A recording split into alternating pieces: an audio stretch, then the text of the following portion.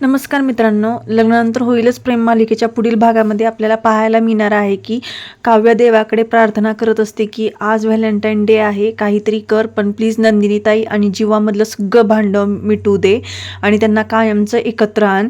तर इकडे जीवा किचनमध्ये येतो. तर नंदिनी आता जेवण बनवत असते. जीवा आता नंदिनीला म्हणतो की काय करतेस नंदिनी, माझा टिफिन बनवते का? तेव्हा नंदिनी रागावते. जीवाला म्हणते की मी तुमच्यासाठी काहीही करत नाही, मी माझ्यासाठी जेवण बनवते.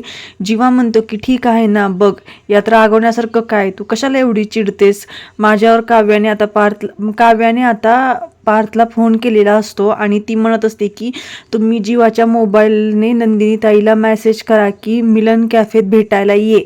तेव्हा पार्थ म्हणतो की अच्छा, मिलन कॅफेमध्ये त्या दोघांचं मिलन करायचं आहे का आपला? तर काव्या म्हणते की अगदी बरोबर, तुम्ही जीवाच्या मोबाईलमधून मेसेज करा नंदिनी ताईला.